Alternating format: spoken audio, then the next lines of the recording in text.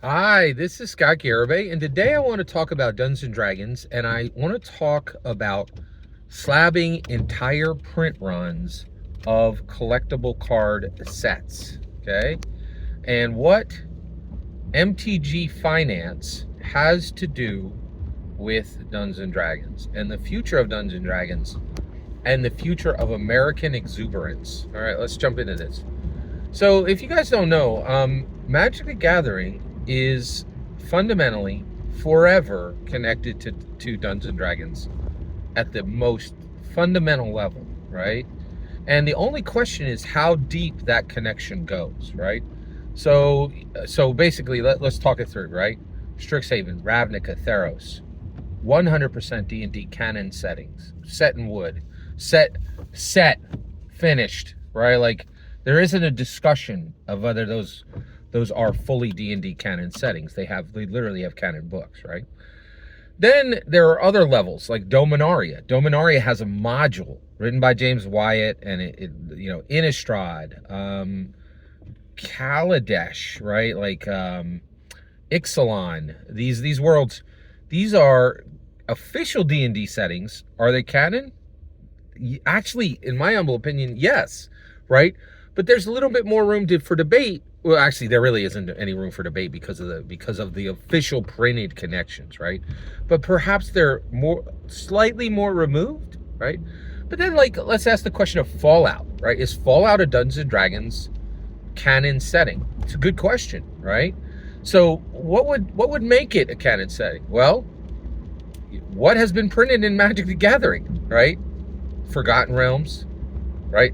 All three of the sets we already talked about. Strixhaven is specifically structured to make sure that you understand. Strixhaven literally was a setting structured to reach other settings that might be harder to reach and that weren't directly within Dungeons and Dragons' grasp, right?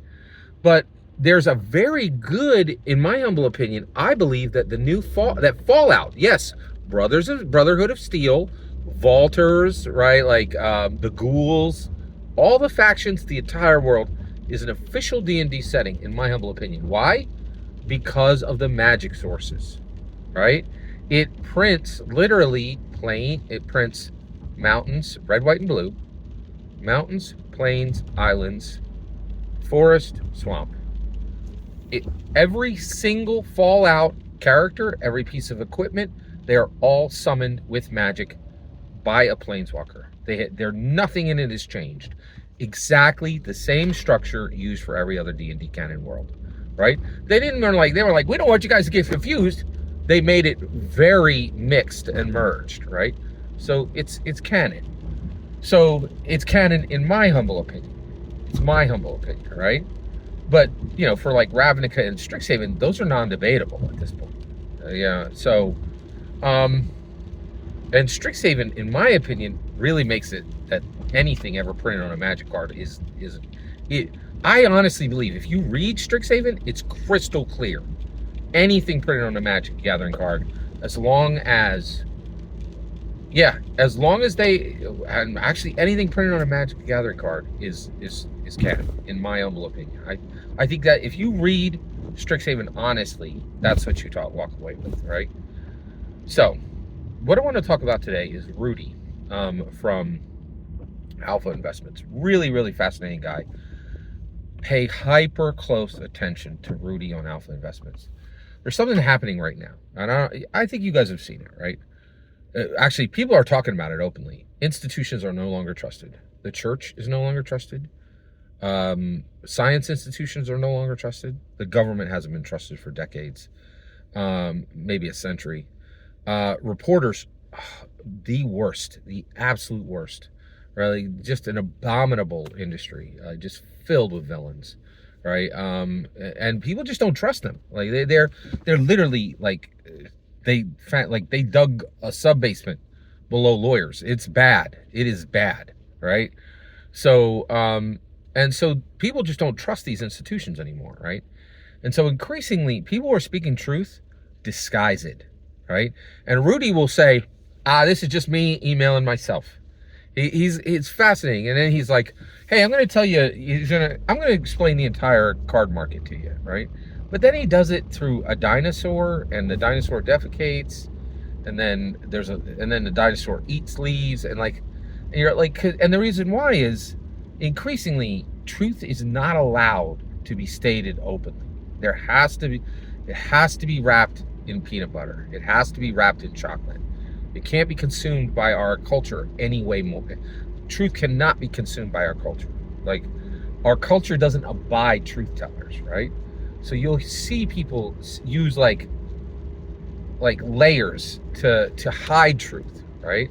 And Rudy is the best on the internet at this, right? I think he understands the card market better than anybody else. And Dungeons and Dragons is intimately involved in the card market, right?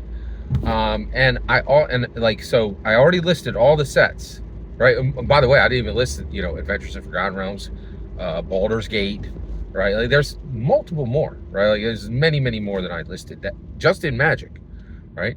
But Rudy said something interesting recently. So one, Rudy is you gotta listen to him. He's a truly incredible guy. He is a truth speaker, in my humble opinion, right?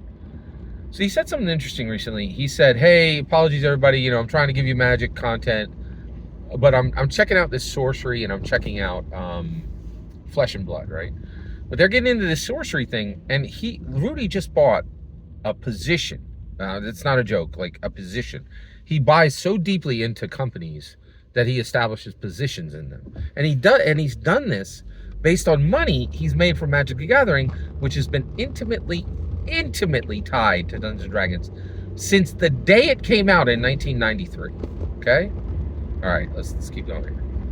So he's been building this empire on Magic the Gathering money, right?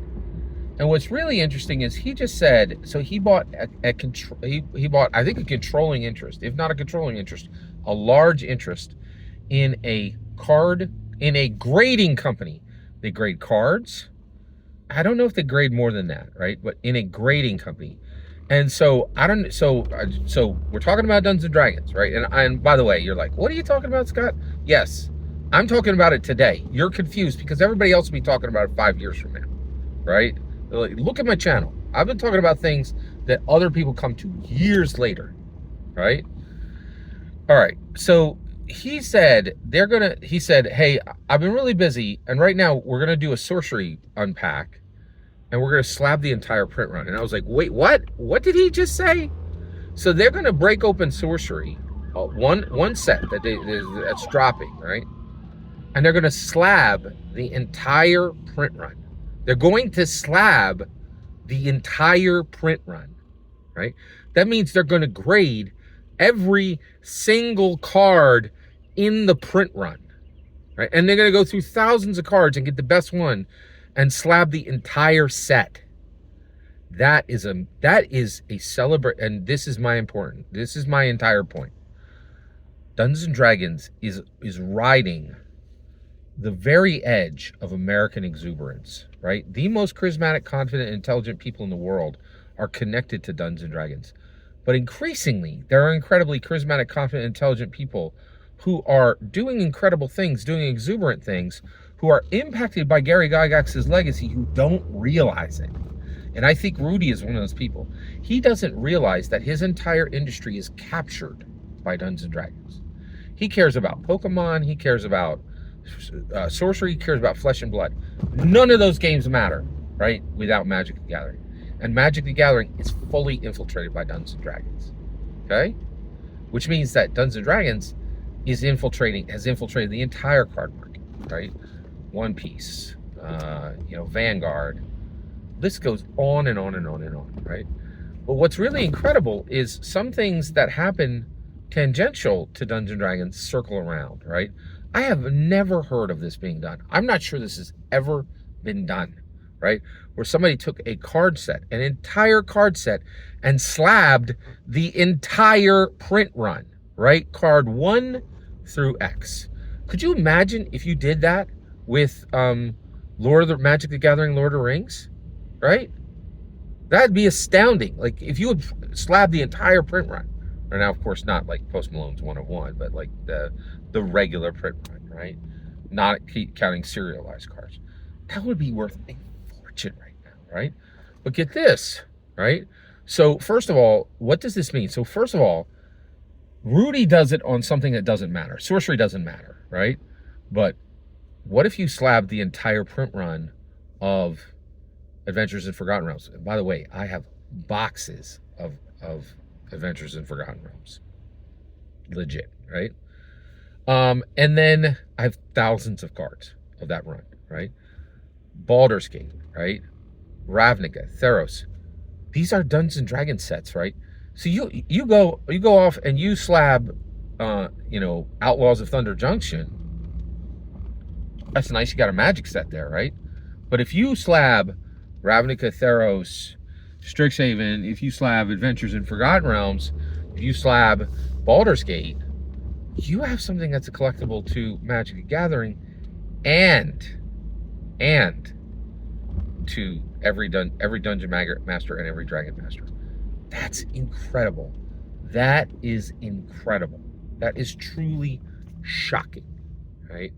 Truly shocking. So it is. I'm really fascinated between the connection between MTG Finance and Dungeons and Dragons, and the reason why is I'm here first, and nobody's talking about this right now. But Dungeons and Dragons is intimately tied to some of the most successful intellectual properties in the world. MTG is one of them. It makes billions of dollars, billions, right? And Lego, of course. Again, we're just at the crest of this stuff, right? And its growth for Dungeons and Dragons is going to be tremendous. And Dungeons and Dragons' impact on those brands is already proving to be incredibly valuable. Every single word you just heard is my humble opinion. Nothing more, nothing less. What's important is when I get to hear your humble opinion, when you get in the comments and send your traffic. Please consider liking and subscribing, and have a fetch millennium.